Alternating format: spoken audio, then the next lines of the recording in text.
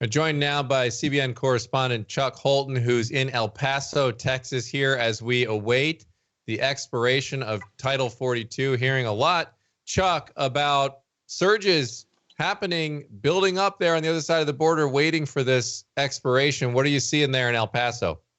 Well, here in El Paso, there are already just thousands of migrants flooding into the downtown area, and many of them are trying to get here ahead of the expiration of Title 42 because the State Department is saying that they're going to deport anybody who comes in without that appointment from the CBP One app that they put out after Title 42 expires. And so they're trying to get in under the wire, so to speak. But there's a lot of conflicting information kind of flying around here.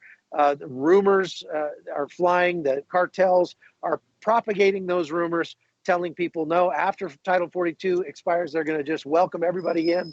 And so what we're hearing is that just on the other side of the border, just a couple hundred yards from me in the city of Juarez in Mexico, they're talking about something like 150,000 people that are staged and ready to come across as soon as Title 42 expires.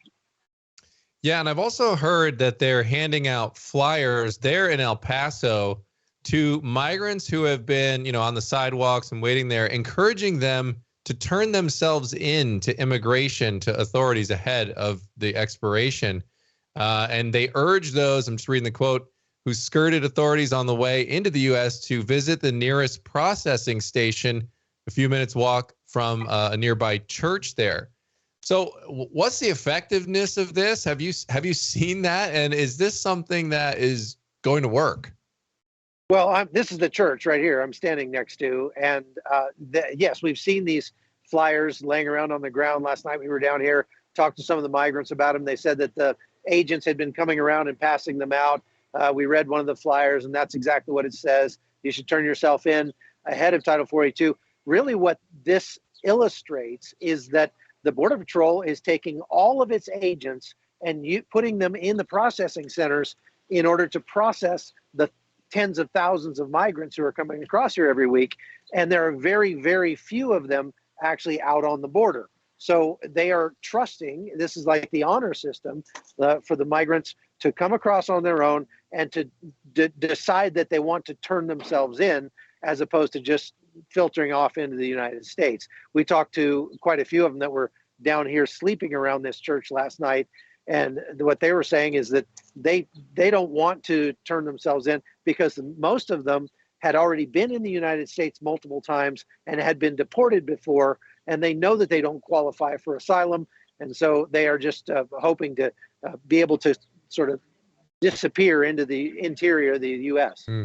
Yeah, I mean, it doesn't seem like there'd be a lot of incentive, right? Like you're going to have to go, but you just did this arduous journey to get to the border, then you make it in, and then, like you said, you're not going to get the asylum. So you may as well roll the dice and just try your luck at not getting picked up, I guess. Yes, and they're looking at, like I say, about 10,000 people a day coming across the border now. That is it's a record beyond a record. When 2,000 was a record, that wasn't very long ago.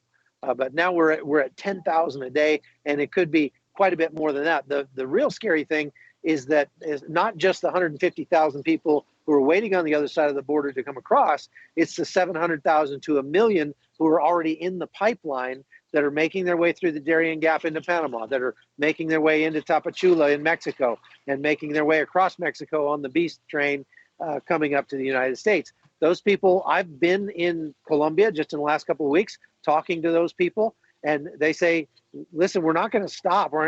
We can't turn around and go home because we've sold everything. We've already decided this is where we're going to go. But the other thing that I think it's important to point out is that the vast majority of these people did not just leave the country that they are purporting to be fleeing. So if they're Venezuelan, they didn't just leave Venezuela. If they're Cuban, they didn't just leave Cuba. They left years ago, and they've been making a living, making a life in Ecuador or Brazil or someplace like that. They've got good clothes, they've got iPhones, and they are only coming to the United States because it's a better economic benefit for them. They're coming for a better paycheck.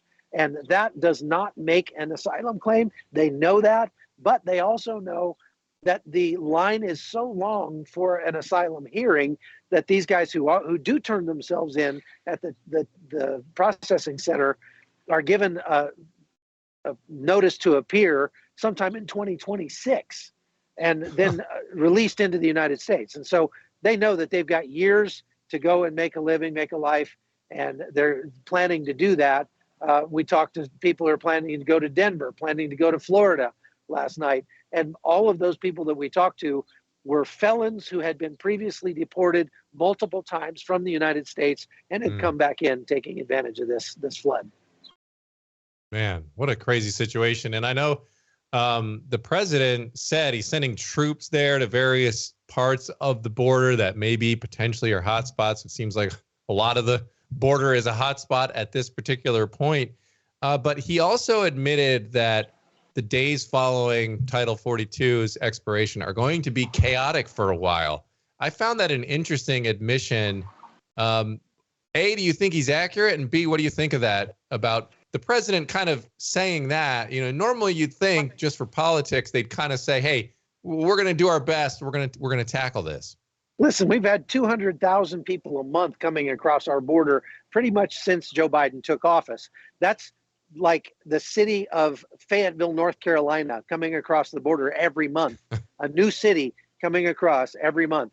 And they that whole time, the president's Muppet in chief, Karine Jean-Pierre, she likes to say the border is secure. Alejandro Mayorkas likes to say the border is secure. So if that's what secure looked like, you can imagine when they say that it's going to be chaotic, you can imagine what that's going to be like. You're talking about hundreds of thousands of people every week, not every month, coming across the border. And it is absolutely crushing these border communities. Do you get the sense, I mean, you've been covering this. You mentioned you're down there in the Darien Gap. You've covered the trail from the beginning to the end. Now, I know there's no magic solution to stopping illegal immigration. I want to pull this guy in here real quick. Let me talk. Yeah, go ahead. Go ahead.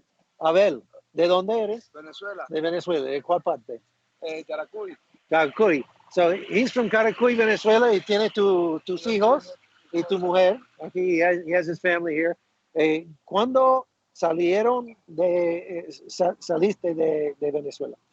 Hace aproximadamente tengo de Venezuela, salí cuando empezó a ponerse el país un poquito rudo. La primera migración fue a Colombia.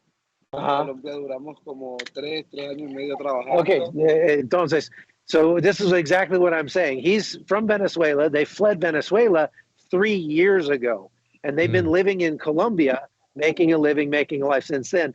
¿Y por qué decidieron salir de Colombia y venir acá?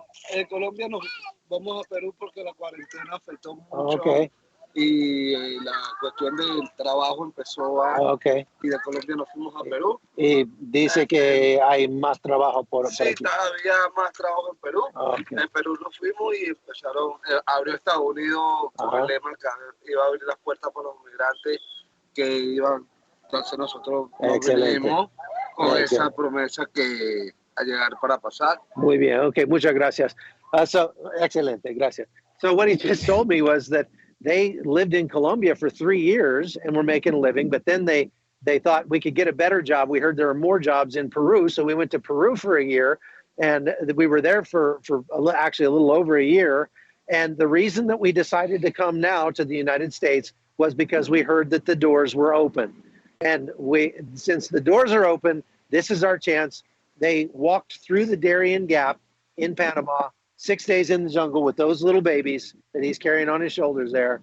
And they made their way north here to the United States. Now they're living on the street in El Paso. The thing that we're finding is that these guys are starting to get a little disenfranchised, a little disenchanted with what they find once they get here. Because where I'm standing, I'm getting eaten alive by fleas. It would not surprise me if we have typhus breaking out here, if we have cholera breaking out here, because there are literally thousands of migrants sleeping on the streets, defecating in the streets. We were just getting you come down here, you can feel the bugs on you just eating you up. And you imagine all these people having to sleep in that. America is not turning out to be quite as great as they thought it would be, at least initially. Yeah. And it just makes me wonder, Chuck. I mean, you were talking about, we're having the size of a decent sized city coming in every month since Joe Biden took office. We hear about the troops going down to the border. They're going to be doing mostly administrative stuff. Do you get the sense, of all the experience you've had covering this, that the actions that have been taken so far are serious about trying to slow this down? Every single thing that the Biden administration has done or announced so far since Biden took office has had the effect of increasing the flow of migrants, of encouraging the flow of migrants. If you listen to Alejandro Mayorkas, he is very clear about what they're trying to do. He will say, we are trying to facilitate safer, easier migration. That doesn't sound like he's trying to stop the migration. It sounds like he's trying to increase the migration. And that's exactly what the effect has been that we've seen on the ground throughout the entire pipeline from Bolivia, Peru, Chile, all the way up to the United States. All right, Chuck, before you go here, anything else you want to add in about what you expect to see here in the next couple days? Well, it'll be very interesting to see what happens on midnight on the morning of the 12th as Title 42 expires, because there are these competing narratives. Like I say, the CBP is trying to put out the word that you cannot come across without an appointment through the CBP One app on your phone after that Title 42 expires. If you do, you will be sent back and you will not be able to enter again. You'll not be able to get a permission or asylum. You'll be ineligible at that point. But as I said, the vast majority of the people that we're talking to here have either been here several times before and have already been kicked out, so they don't care. They're just going to keep trying. Or they've been living in another place and they don't have, like, imagine sending a Venezuelan like that back to Venezuela after he's left his country, sold his house, and he's been gone for 5 years. He has nothing to go back to. And so those people have no choice but to keep trying. And that is not their fault. That is the fault of the messaging that's been put out by the Biden administration, because that messaging has enabled and encouraged and facilitated these people selling everything they have and believing that once they get here, that, remember that he came from a socialist country. He believes that the government's job is to provide for you, is to give you everything you need. That's all he has ever known in his life. And so he comes to the United States and he expects exactly the same thing here. And when he doesn't get that, obviously things don't go well for them here. All right. Well, Chuck Holton, thanks so much for that information. Very interesting seeing what you're seeing on the ground. Appreciate you taking a few minutes to join us today. Okay.